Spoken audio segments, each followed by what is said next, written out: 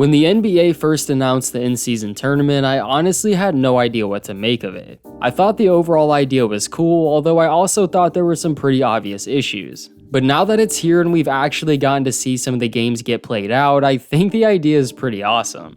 We've only seen a couple nights of pool play so far, but they have done more than deliver.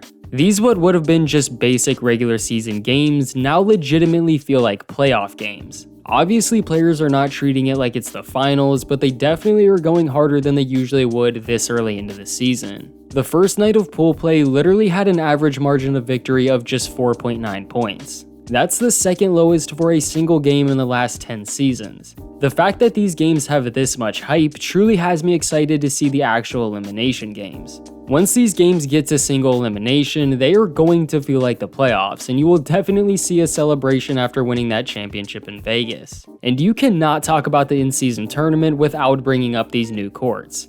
I may be in the minority here, but I actually love how completely absurd they are. Instead of going with a simple new redesign for every team's court, they made the most colorful and wild courts in basketball history. A few of them were just revamped, while others are actually insane. The NBA refuses to put a trophy on center court during the finals, but will paint the entire OKC court blue. These are infinitely more work than just adding a trophy. Some people hate them, but I think it's a cool way to separate the tournament from the regular season. I even found myself trying to tune into every game just to see what the courts actually look like. Regardless though, they have created a very different viewing experience and a bunch of funny memes.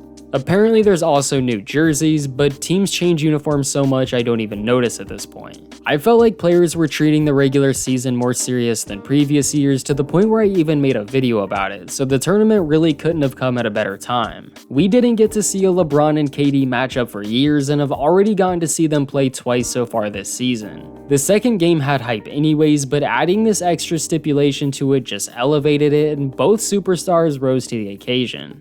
That game was awesome, the Rockets game was awesome, the Kings game was awesome, basically every game of night one was awesome, and I really could keep going. We've seen several clutch shots and big moments already, and we've still got over 100 games to go. There are a ton of fans that only care about the season later in the year when things start to really pick up. The NBA has built up that reputation for years and has only gotten worse since the introduction of load management. But this year, a lot of those fans that wouldn't watch the NBA until the NFL season is over are actually watching these tournament games. So trying to get fans invested this early into the season actually makes a lot of sense. The whole thing might be considered unnecessary, but I don't think it makes the season worse by any means. One of the biggest critiques of the tournament was that the only real incentive was money. I, along with many other people, thought there should have been some other reward, but looking back at it, they really don't need one. Not everyone in the league is getting paid like Giannis, so the money is still a good incentive for a ton of players. And basically every other country other than the United States has in-season tournaments in several other leagues. They're all used to this, and they know that there doesn't need to be some special reward to get the players to try, they just kinda will. And like I said earlier, with the reputation the NBA has, I am surprised with how serious some of them are treating it. I feel like adding a draft pick or something like that would honestly just be too much.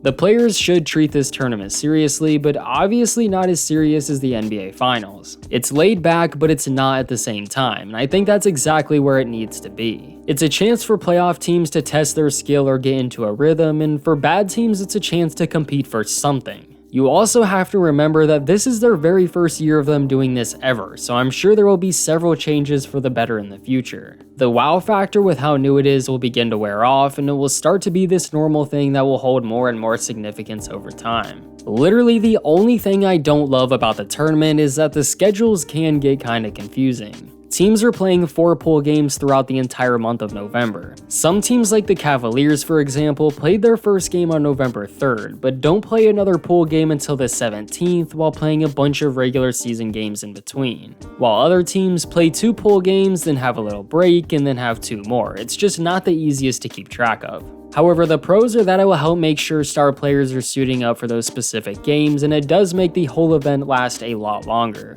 I have absolutely no idea how to fix it though, so I'm not going to complain that much. And if that's my biggest complaint with the whole thing after finally getting to see it, then that should tell you exactly how I feel about it. It just would be kinda nice for teams to play all their pool games in a row to make it feel more like a tournament. But I could be alone in that, and I do like having 2 nights completely dedicated to it for an entire month. Pool games will be played every Tuesday and Friday for the rest of November. Then after that, the winner of each group moves on, along with the 2 teams with the next best record between the rest of the teams. So kinda like how it works in the NFL. And tiebreakers are based on point differential, so we've already seen teams with a big lead still shooting to score as many points as possible, which is hilarious. At first I thought some random team was gonna win it all, but knowing you have to win your group and win multiple single elimination games, I just really don't see that happening. If they can survive pool play though, then it's possible because we've seen from March Madness how those single elimination games can go. Which is also by far the thing I'm excited about the most.